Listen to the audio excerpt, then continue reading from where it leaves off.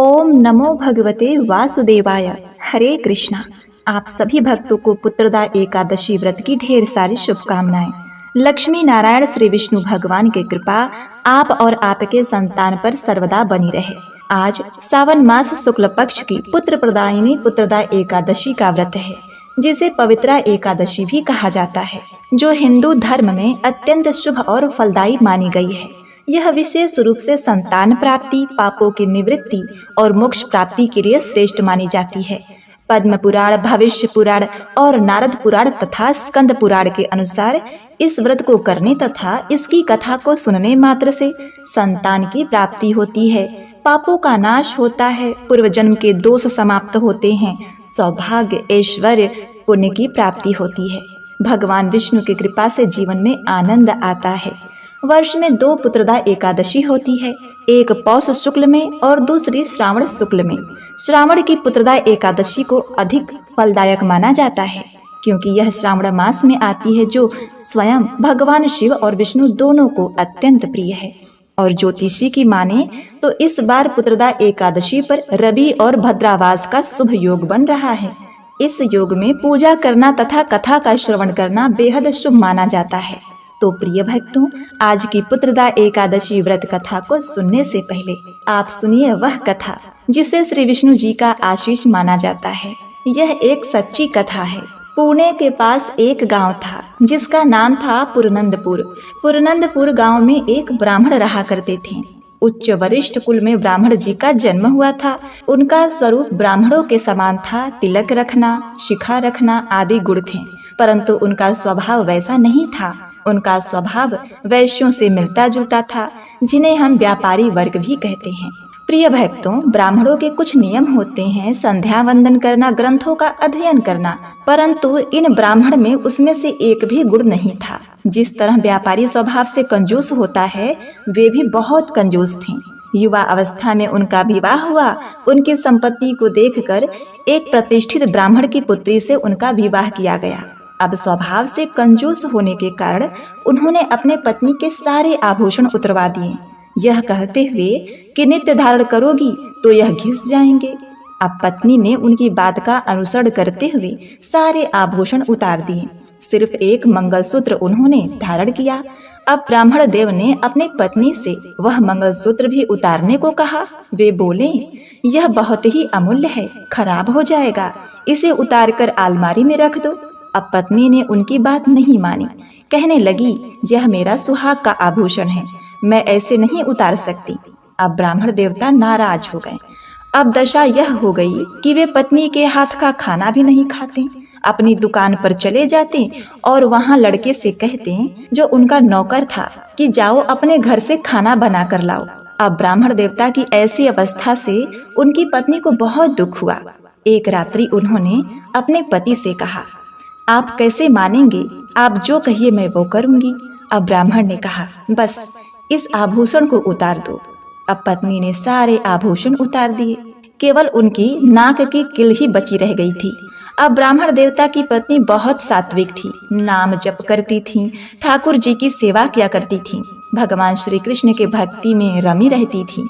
अब ब्राह्मण देवता की पत्नी तीर्थ पर जाया करती थी, परंतु अपने मायके वालों के साथ, क्योंकि ब्राह्मण देवता कंजूस थे, वे उन्हें कभी तीर्थ यात्रा पर नहीं ले गए। जब भी वे अपने मायके जाती, वहां से तीर्थ यात्रा पर चली जाती थी। अब भगवान श्री कृष्ण ने ब्राह्मण देवता की सारी गतिविधियां, उनका कंजूस स्वभाव और पत्नी की भक्ति को देखकर उनकी परीक्षा लेने के लिए खुद ब्राह्मण का रूप धारण किया और भगवान श्री कृष्ण एक ब्राह्मण के रूप में प्रकट हुए। फटे पुरानी धोती, मैले जनेऊ, मुखमंडल पर झुर्रियां और ब्राह्मण की दुकान पर पहुंचे। अब उस कंजूस ब्राह्मण ने जैसे ही साधु को दुकान के पास देखा तो परेशान हो गए। बोले, अरे यह तो कुछ मांगने आया होगा, तन पर एक भी नहीं लगता है, चलें कलकत्ता, क्या लेने आए हो यहाँ? साधु ने कहा, हे ब्राह्मण देव, मैं बहुत गरीब हूँ, मेरी बेटी का ब्याह है, मुझे कुछ धन दे दीजिए या कुछ सामान ही दे दीजिए तो आपका बड़ा उपकार होगा। ब्राह्मण बोला, अरे अरे, मैं तुम्हें कहाँ से दूं? मेरा खुद का कुर्ता फटा है, मेरे पास कुछ नहीं है। भैया तुम ऐसा करो, यहाँ से चले जाओ। अब ठाकुर जी भगवान श्री कृष्ण अड़ गए। उन्होंने कहा, मैं ऐसे नहीं जाऊंगा, मेरी बेटी का ब्याह है, मैं कुछ लेकर ही जाऊंगा। अब ठाकुर जी ने कहा, अच्छा ठीक है, तुम मुझे ऐसे नहीं देना चाहते तो मुझे कुछ काम ही दे दो, मैं काम कर लूंगा। कंजूस ब्राह्मण बोले, नहीं, इसकी कोई जरूरत नहीं है।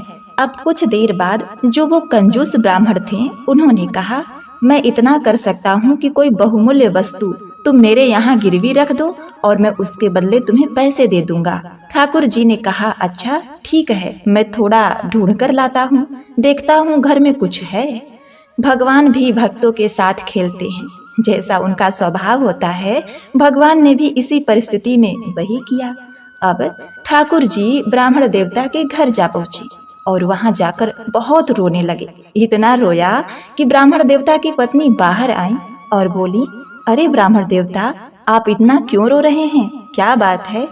ठाकुर जी ने कहा, छोटी सी मेरी लाली बड़ी हो गई है, उसका ब्याह करना है, मेरे पास तो पैसे हैं नहीं, मुझे कोई सहायता नहीं मिल रही, मैंने बहुत प्रयास किया और अगर तुमने मेरी मदद नहीं की तो मैं यहीं अपने प्राण त्याग दूंगा। मेरे जेब में जहर रखा हुआ है, मैं इसी विष को पीकर मर जाऊंगा। ब्राह्मण की पत्नी इस बात को सुनकर बहुत भावुक हो गई। अब कंजूस ब्राह्मण की पत्नी के भी नेत्र सजल हो गए, उसके आंखों में आंसू डबडबा गए। उन्होंने कहा, हे ब्राह्मण देव, मेरे पति देव ने मुझ पर बहुत प्रतिबंध लगाए हैं, मैं आपकी मदद नहीं कर सकती, कृपया मुझे क्षमा करें। इतना सुनकर ठाकुर जी बेहोश होने लगे। बोले, लो, मैं अभी जहर खा लेता हूँ, अब मुझे कोई रास्ता नहीं बचा। यह सुनकर ब्राह्मण देवता की पत्नी ने उनके चरण पकड़कर बोली, अरे अरे, आप ऐसा मत कीजिए, मुझे पाप के भागी तो मत बनाइए। और तुरंत अपनी नाक की सोने की जो नथनी थी किल उतार कर कहा, ये ले लीजिए, मेरे यहाँ से आपको इससे अधिक तो नहीं मिल पाएगा, लेकिन थोड़ी सहायता हो जाएगी। अब भगवान श्री कृष्ण जो साधु वेश में थे उस आभूषण को लेकर उसी कंजूस ब्राह्मण के दुकान पर पहुँचे और बोले, लो, यह आभूषण रखो और इसके बदले मुझे कुछ रुपये दे दो। कंजूस ब्राह्मण ने कहा, यह कील देखा तो लग रहा है। तो उन्होंने पूछा, यह तुम्हें कहाँ मिली?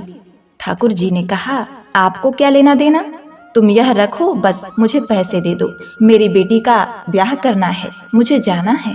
अब ब्राह्मण ने 3-4 बार उसकी किल को देखा तो उस नाक के नथनी को तिजोरी में रख दिया और जो धन बच पाया वह ठाकुर जी को दे दिया।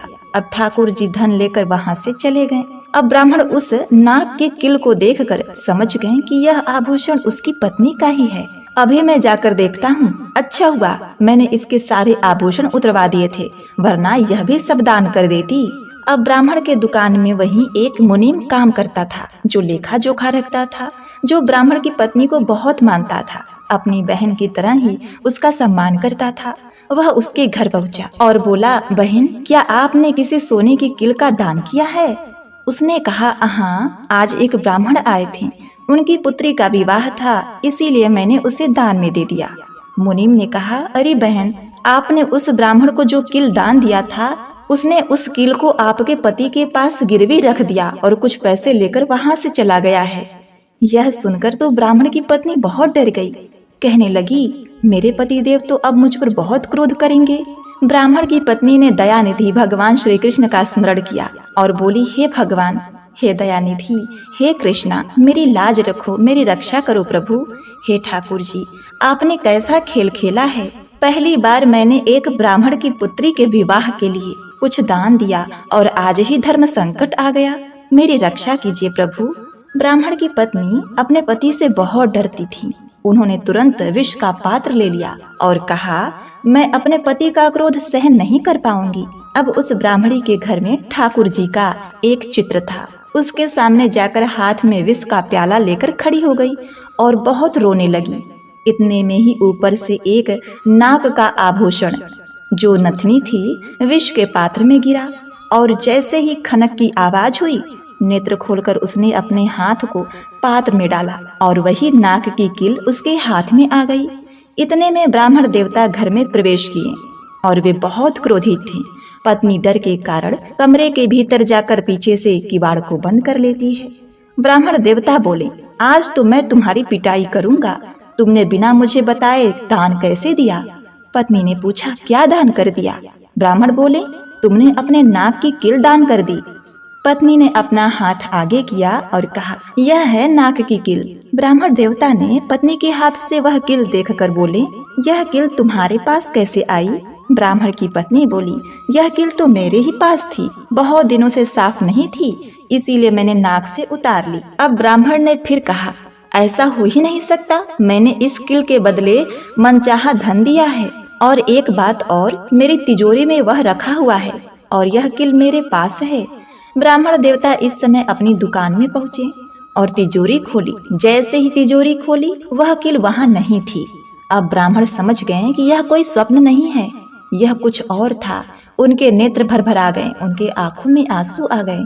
ब्राह्मण देवता ने अपनी पत्नी से अनुरोध किया, देखो मुझे सच सच बताओ, यह क्या है, मुझे कुछ समझ नहीं आ रहा। पत्नी बोली, सच बताऊं? उसने कहा, हाँ जल्दी बताओ भाग्यवान। पत्नी ने कहा, मैंने ही ब्राह्मण देवता को अपनी सोने की कील उनकी पुत्री के विवाह के लिए दान में दी थी। इतने में ब्राह्मण बोले, अच्छा वही ब्राह्मण जो मैले कपड़े पहना था, धोती फटी हुई थी? पत्नी बोली, हाँ हाँ वही ब्राह्मण। ब्राह्मण बोले, अच्छा सोने की कील मेरी तिजोरी में रखी थी, तब तेरे पास कैसे आ गई? ब्राह्मण की पत्नी बताने लगी, जब मैंने देखा कि आप क्रोध से भरकर घर पर आए हैं, मैंने सोचा आप आएंगे, मुझे डांटेंगे, मारेंगे, और मैं यह सब बर्दाश्त कैसे करती। मैंने सोचा यह सब होने से पहले मैं अपने प्राण त्याग दूं। तो मैं भगवान श्री कृष्ण के सामने जाकर रुदन करते हुए विष का प्याला हाथ में लेकर उनसे प्रार्थना करने लगी। मेरा विष ग्रहण करना हो ही रहा था कि उसी समय आपका आना था। इसी बीच नाक की कील गगन से मेरे पात्र में आ गिरी। ब्राह्मण बोले, अच्छा अब मुझे समझ में आया, वह साधु कोई और नहीं, स्वयं भगवान श्री कृष्ण थे। वही साधु रूप में थे, उन्होंने ही वह कील तुम्हारे पात्र में डाली थी। ब्राह्मण देवता को बहुत ही खेद हुआ और वे विलाप करने लगे।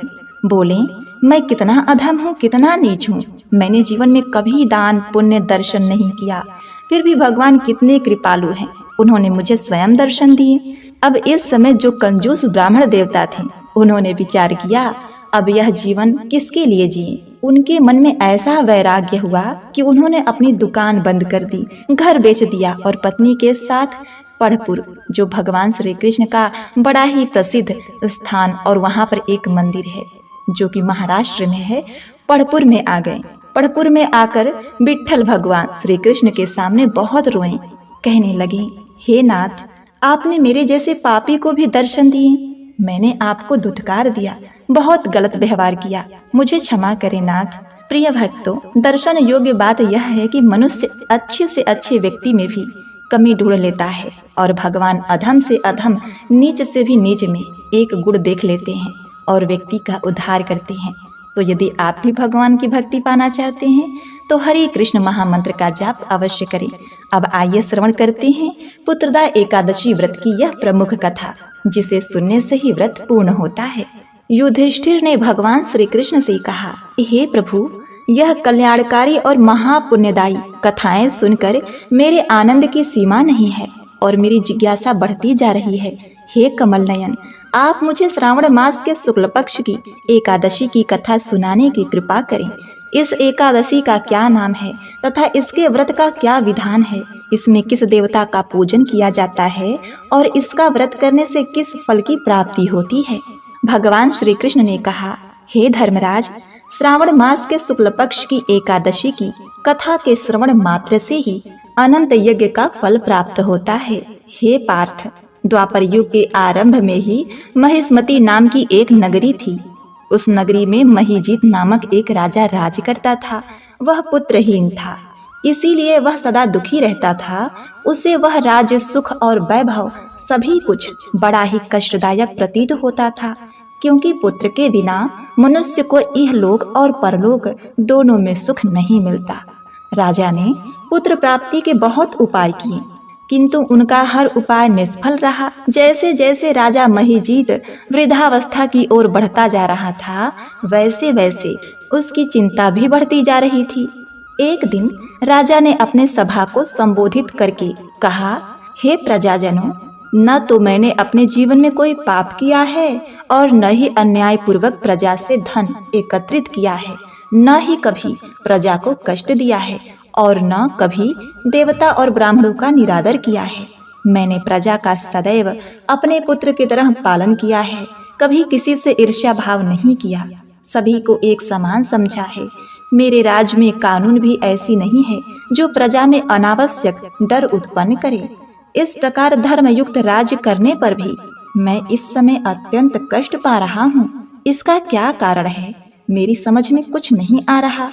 आप इस पर विचार करें कि इसका क्या कारण है और क्या इस जीवन में मैं इस कष्ट से मुक्त हो पाऊंगा।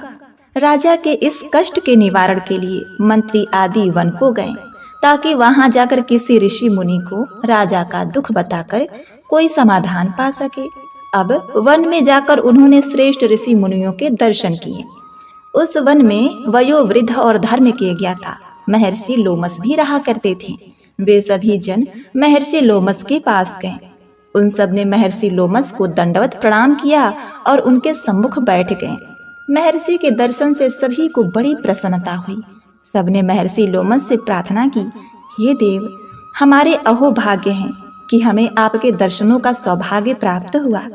मंत्री की बात सुनकर लोमस ऋषि ने कहा, हे मंत्रीवर, आप लोगों की विनम्रता सद्व्यवहार से मैं अति प्रसन्न हूँ। आप मुझसे अपने आने का प्रयोजन कहें, मैं आपके कार्य को अपने सामर्थ्य के अनुसार अवश्य करूँगा, क्योंकि हमारा शरीर ही परोपकार के लिए बना है।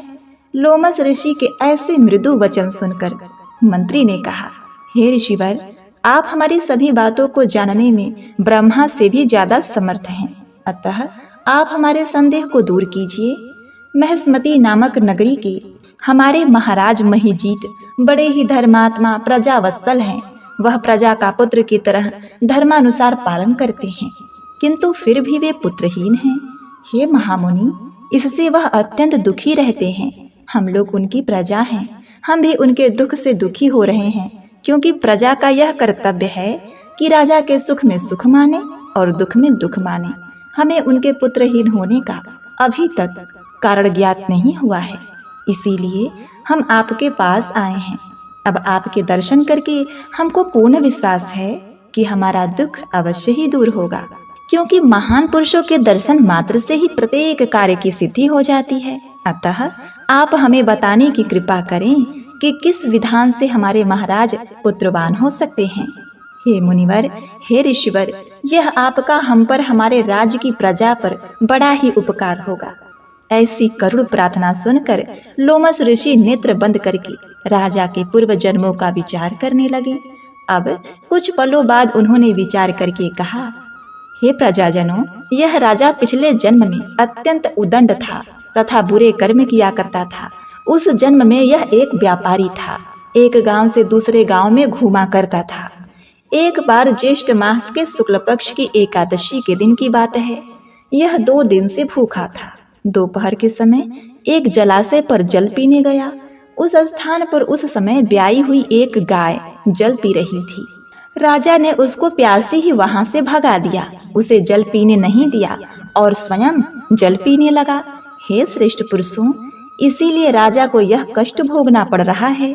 एकादशी के दिन भूखा रहने का फल यह हुआ कि इस जन्म में यह राजा है और प्यासी गाय को जलाशय से भगाने के कारण पुत्रहीन है। यह जान सभी सभासद प्रार्थना करने लगे, हे ऋषिवर, हे श्रेष्ठ ऋषि, शास्त्रों में ऐसा लिखा है कि पुण्य से पाप नष्ट हो जाते हैं, अतः कृपा करके आप हमें कोई ऐसा उपाय बताइए जिससे हमारे राजा के पूर्व जन्म के पाप नष्ट हो जाएं और उन्हें पुत्र रत्न की प्राप्ति हो। सभासदों की प्रार्थना सुनकर लोमस ऋषि ने कहा, हे श्रेष्ठ पुरुषों, यदि तुम सब श्रावण माह के शुक्ल पक्ष की पुत्रदा एकादशी का व्रत और रात्रि जागरण करो और उस व्रत का फल राजा के निमित्त कर दो, तो तुम्हारे राजा के यहाँ पुत्र उत्पन्न होगा, राजा के सभी कष्टों का नाश हो जाएगा। इस उपाय को जानकर मंत्री सहित सभी ने महर्षि को कोटि कोटि धन्यवाद दिया तथा उनका आशीर्वाद लेकर अपने राज्य में लौट आए। उसके बाद उन्होंने लोमस ऋषि की आज्ञा अनुसार सावन मास के पुत्रदा एकादशी का विधि पूर्वक उपवास किया। द्वादशी को उसका फल राजा को दे दिया। इस पुण्य के प्रभाव से रानी ने गर्भ धारण किया और 9 माह पश्चात एक अत्यंत तेजस्वी पुत्र को जन्म दिया। भगवान श्री कृष्ण आगे कहते हैं, हे पांडु पुत्र, इसीलिए इस एकादशी का नाम पुत्रदा पड़ा। पुत्र की इच्छा रखने वाले मनुष्य को श्रावण मास के शुक्ल पक्ष की एकादशी का व्रत करना चाहिए। इस व्रत के प्रभाव से इहलोक में सुख और परलोक में स्वर्ग की प्राप्ति होती है। तो प्रेम से बोलिए सच्चिदानंद भगवान श्री कृष्ण की जय। ओम नमो भगवते वासुदेवाय। प्रिय भक्तों, यह एकादशी का व्रत है, तो बिना एकादशी माता के कथा पूर्ण नहीं होता। तो आइए एकादशी माता की कथा का श्रवण करते हैं, जिससे सभी मनोकामनाएं पूर्ण होती हैं। एक बार एक बूढ़ी माँ ने एकादशी का व्रत रखा। बड़ा ही भाव भक्ति से पूजा अर्चना की।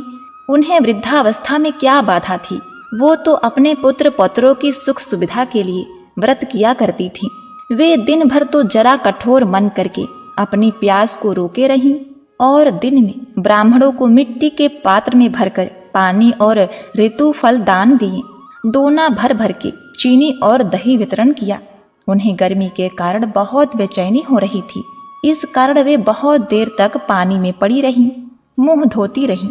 तब कहीं थोड़ा बहुत धैर्य बंध पाया। धूप तो तेज पड़ ही रही थी, इस कारण बार बार मुंह सूख रहा था। बहुत बेचैनी हो रही थी। एक तो बुढ़ापा और दूसरा यह भयंकर गर्मी। वृद्धावस्था की स्थिति तो कुछ दूसरे ही प्रकार की होती है। जैसे तैसे रो धो करके दिन कट पाया। अब पहाड़ सी रात सामने थी। उनका कटना बड़ा ही कठिन दिखाई दे रहा था। खटिया पर पड़े पड़े शांति नहीं मिल रही थी। वे बार बार करवट बदल रही थी। अनेक बार वे बाहर जाती और भीतर आती। उन्हें घर के अंदर शांति नहीं थी। वे खटिया पर पड़ी पड़ी एकादशी माता का स्मरण करती रहीं। वे कहती रहीं कि हे माता जी, आप मेरी लाज रखिएगा। आप ही मुझे शांति दे दीजिएगा, जिससे मैं यह व्रत कर सकूं और यह पहाड़ सी रात शांति पूर्वक व्यतीत हो सके। प्यास के कारण बूढ़ी माँ की बेचैनी तो बढ़ ही रही थी।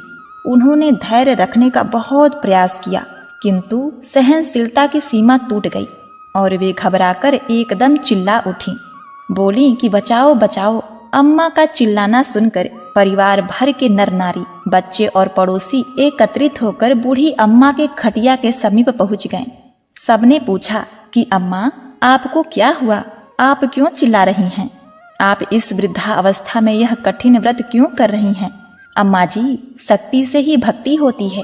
थोड़े ही देर में वे फिर से बोली कि अरे, मेरे प्राण निकले ही जा रहे हैं। मेरी छाती पर ठंडे पानी का घड़ा रख। अब नातियों ने दादी की छाती पर ठंडे पानी का पात्र रख दिया। तब उन्हें कहीं थोड़ा बहुत आराम मिला और थोड़ी देर के लिए उन्होंने अपनी आंखें बंद कर ली। अब एकादशी माता ने सोचा कि यह बूढ़ी अम्मा है तो बहुत कठोर, जरा जाकर उसकी परीक्षा लेनी चाहिए। वे आधी रात को मुर्गा बनकर टेर लगाने लगी। मुर्गा की आवाज सुनकर दादी जल्दी से उठी और बाहर जाकर आसमान की ओर देखा। किंतु आसमान में कहीं उन्हें प्रातःकालीन तारा नजर नहीं आया। वे सोचने लगी, यह मुर्गा क्यों और कैसे बोल गया? उन्हें प्यास तो लग ही रही थी। थोड़ा बहुत उनका मन भी विचलित हो गया था। अंत में उन्होंने दृढ़ निश्चय कर लिया कि मैं अब व्रत को पूर्ण करके ही छोड़ूंगी, चाहे भले ही मेरे प्राण क्यों न निकल जाएं। यह सोचकर फिर वे खटिया पर शिथिल होकर लेट गईं। थोड़ी देर में एकादशी माता ने उनकी फिर से परीक्षा लेनी चाहिए। एक छोटी सी बालिका एक गिलास में शरबत लेकर उनके सिरहाने आकर खड़ी हो गई और जोर से बोली, दादी जी, सवेरा हो गया है, आप हाथ मुंह धोकर शरबत पी लीजिए। पहले तो शरबत का गिलास देखकर उनका मन मचल उठा, किंतु अचानक व्रत का स्मरण हो आया और उन्होंने सोचा कि मैं किसी भी प्रकार से अभी शरबत नहीं पी सकती हूँ, और वे शांति पूर्वक अपनी खटिया पर लेट गईं। फिर थोड़ी ही देर में उन्हें ऐसा लगा जैसे किसी ने उन्हें पानी के कुएं में पलट दिया हो। वे बड़ी देर तक हाथ पैर चलाती रहीं, किंतु उन्होंने अपने मुंह में एक बूंद भी पानी जाने नहीं दिया। वे दृढ़ता पूर्वक अपना व्रत पालन करती रहीं। थोड़ी देर में न जाने कहां से सामने आग जलने लगी, जिससे भारी गर्मी बढ़ने लगी। प्यास के कारण प्राण निकलने लगे, किंतु बूढ़ी अम्मा का कुछ भी नहीं बिगड़ पाया। वे जहाँ की तहाँ मुस्कुराती हुई बैठी रहीं। थोड़ी ही देर में बाहर प्रकाश दिखाई देने लगा। ऐसा लगा जैसे सवेरा हो गया हो। बूढ़ी अम्मा ने जब बाहर निकलकर देखा तो समझ गई अभी सवेरा होने में 3-4 घंटे की देरी है। यह जानकर वे शांति पूर्वक इधर उधर घूमने लगी। फिर एकादशी माता यह बात अच्छी तरह से समझ गई कि यह बूढ़ी अम्मा किसी भी प्रकार से अपने व्रत से नहीं टल सकती है। वे उनके सत्य व्रत को अच्छी तरह से समझ गईं। अब सवेरा होते ही बूढ़ी माता ने स्नान किया, भगवान का पूजा पाठ किया, एकादशी की कथा सुनी, ब्राह्मणों को दक्षिणा देकर भोजन कराया। तब कहीं उन्होंने व्रत का पारण करके जल ग्रहण किया। कन्याओं को भोज कराने के बाद अम्मा ने स्वयं भोजन किया। उस श्रेष्ठ व्रत के प्रभाव से बूढ़ी अम्मा की आयु में वृद्धि हो गई। उनका घर परिवार हरा भरा हो गया। अब उनको कोई अभाव न रहा। वे हर तरह से सुख साधनों से संपन्न हो गईं। नाती नातिन से उनका घर भर गया और वे उसी दिन से 12 महीने की एकादशी का व्रत करने लगी। एकादशी माता के व्रत के प्रताप से इस संसार में हर प्रकार के सुख भोग कर अंत में वे वैकुंठ धाम को चली गई। जैसे एकादशी माता ने बूढ़ी माता और उनके परिवार को हरा भरा किया, ऐसे ही एकादशी माता हम सभी के मनोकामनाओं को पूर्ण करे। प्रिय भक्तों, अब आइए सुनते हैं एकादशी माता की आरती। प्रेम से बोलिए एकादशी माता की जय। ओम जय एकादशी, जय एकादशी, जय एकादशी माता। विष्णु पूजा व्रत को धारण कर शक्ति मुक्ति पाता। ओम जय एकादशी, जय एकादशी, जय एकादशी माता। विष्णु पूजा व्रत को धारण कर शक्ति मुक्ति पाता। तेरे नाम गिनाओ देवी भक्ति प्रदान करनी। गण गौरव की देनी माता शास्त्रों में वर्णी। ओम जय एकादशी माता। विष्णु पूजा व्रत को धारण कर शक्ति मुक्ति पाता। मार्गशीर्ष के कृष्ण पक्ष की उत्पन्ना विश्व तारिणी जन्मी। शुक्ल पक्ष में हुई मोक्षदा मुक्तिदाता बन आई। ओम जय एकादशी माता। विष्णु पूजा व्रत को धारण कर शक्ति मुक्ति पाता। पौष के कृष्ण पक्ष की सफला नामक है। शुक्ल पक्ष में हो ये पुत्रदा आनंद अधिक रहे। ओम जय एकादशी माता। विष्णु पूजा व्रत को धारण कर शक्ति मुक्ति पाता। नाम सटतीला माघ मास में कृष्ण पक्ष आवे। शुक्ल पक्ष में जया कहावे विजय सदा पावे। ओम जय एकादशी माता। विष्णु पूजा व्रत को धारण कर शक्ति मुक्ति पाता। विजया फाल्गुन कृष्ण पक्ष में शुक्ला आमल की। पाप मोचनी कृष्ण पक्ष में चैत्र महाबल की। ओम जय एकादशी माता। विष्णु पूजा व्रत को धारण कर शक्ति मुक्ति पाता। चैत्र शुक्ल में नाम कामदा धन देने वाली। नाम बरुथनी कृष्ण पक्ष में वैशाख माह वाली। ओम जय एकादशी माता। विष्णु पूजा व्रत को धारण कर शक्ति मुक्ति पाता।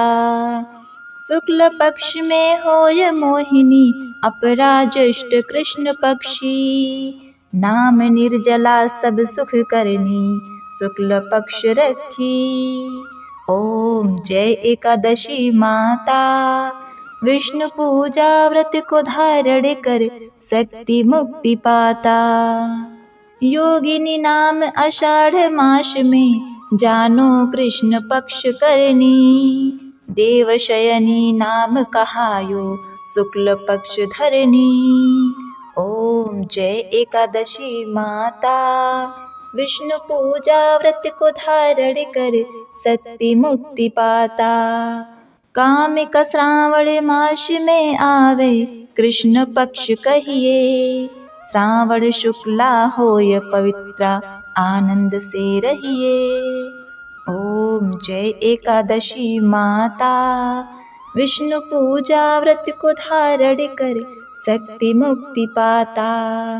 अजा भाद्रपद कृष्ण पक्ष की परिवर्तिनी शुक्ला, इंद्रा अश्विन कृष्ण पक्ष में व्रत से भवसागर निकला। ओम जय एकादशी माता, विष्णु पूजा व्रत को धारण कर शक्ति मुक्ति पाता। पापांकुशा शुक्ल पक्ष में आप हरणहारी, रमा मास कार्तिक में आवे सुखदायक भारी। ओम जय एकादशी माता, विष्णु पूजा व्रत को धारण कर शक्ति मुक्ति पाता। देवोत्थानी शुक्ल पक्ष की दुख नाशक मैया, पावन मास में करो विनती पार करो नैया। ओम जय एकादशी माता, विष्णु पूजा व्रत को धारण कर शक्ति मुक्ति पाता। परमा कृष्ण पक्ष में होती जन मंगल करनी, शुक्ल मास में होय पद्मिनी दुख दारिद्र हरनी। ओम जय एकादशी माता, विष्णु पूजा व्रत को धारण कर शक्ति मुक्ति पाता। जो कोई आरती एकादशी की भक्ति सहित गावे, जन रघुनाथ स्वर्ग का वासा निश्चय वह पावे। ओम जय एकादशी जय एकादशी जय एकादशी माता, विष्णु पूजा व्रत को धारण कर शक्ति मुक्ति पाता। ओम नमो भगवते वासुदेवाय नमः।